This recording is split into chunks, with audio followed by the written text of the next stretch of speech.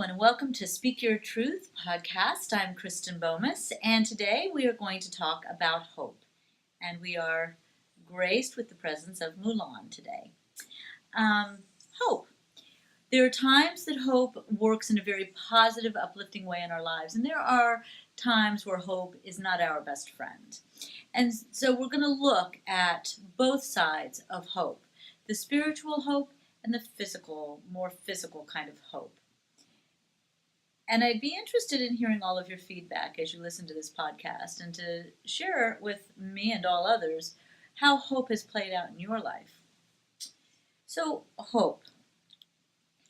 It is a feeling inside that says, maybe if, then. And so that maybe keeps us thinking outside of the present tense. So hope in that manner is something that we use for times that we aren't ready to let go or make change. And in those cases, the hope is not necessarily our best friend. Because what's wrong with letting go? When we stay present, that hope doesn't exist. When we stay present, we accept what is before us. So we keep our ego, if you will, out of the equation, and we are the observer of life. And in that observer, we don't hope that something will change or hope that something will stay the same or hope in some way on that manner. We accept, and in that acceptance, the hope is very different. And it's in that place that there's more of a spiritual hope. And that spiritual hope is, in fact, that feeling of knowingness that everything is possible. So that it's not something that is a verb, I hope. It is a hope that resides within knowing that anything is a possibility. So it gets the ego out of the equation. So there is a difference in that spiritual hope that is anchored in the faith of life itself, that it is just going to unfold in the best possible way. So where does hope play out in life in ways that it keeps us tied to not so good things? Well, oftentimes in a relationship, people will know that the relationship is not the best for them. Or even maybe they've broken up with their partner. But there's a hidden hope inside that says, well, maybe I should talk to my partner before I just break up with him. And so you have the conversation. There in the back of your mind is a hope that in this conversation that partner will agree to make a change, that things will go back to being okay or better, that it will fix itself, right itself, go back to what it was when you first met and everything was so wonderfully romantic and perfect.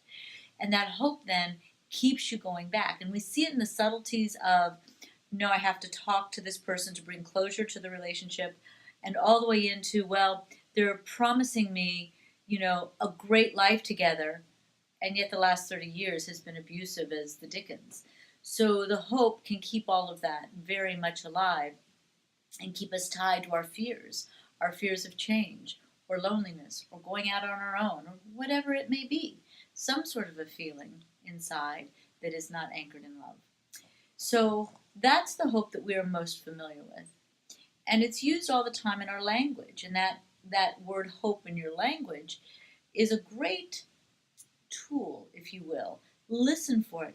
When you say, I hope, you hope. Do you hope? Anytime you use it, just listen for it. Don't change it. Hear it. And when you hear it, ask yourself, what's the hidden fear, doubt, or hesitation behind the statement you just made? Why are we hoping that it rains today? Why are we hoping that it doesn't rain today? Why are we hoping that we get our raise, right? So those are the places where the hope is telling you that inside yourself you have a fear of it not happening. And so you throw the hope in. If we can untangle that at a spiritual level, we realize that when we're throwing hope out there like that, we're really manifesting our fears rather than our dreams. And if we move away from the hope and we go back into belief of it is, and it is as fulfilling as we want it to be, then we move into knowingness. And in that knowingness, that's where that spiritual hope is just like the sand at the bottom of the river. The river has to have the sand there to flow as it does, but nobody really thinks about the sand when they talk about the river. So the hope is not then, a significant part of your equation, because it's a knowingness within the manifestation that says, if I believe, it is, and it is. And so that's a very different level of experience in hope. So where does hope fit into this life? We hear a lot about hope keeps things positive, keep up your hope, stay hopeful, do, blah, blah, blah. And people do that. They buy into that whole keep the hope alive, keep the hope alive. But the truth is, what are we keeping alive when we do that? Are we keeping the hope alive, or are we keeping the fear that if we don't hope, that we'll lose what we're hoping for, right? So what's really being kept alive when we say that and when we follow that sequence?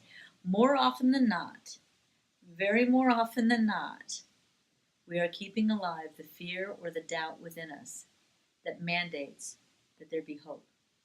So if here we are in a month where we're honoring, illness, and as we look at cancer in general, people talk about hope all the time. And yet the fear of cancer is cellular deep, right? For people, they hear the word and it's like a death sentence. It's very, very upsetting.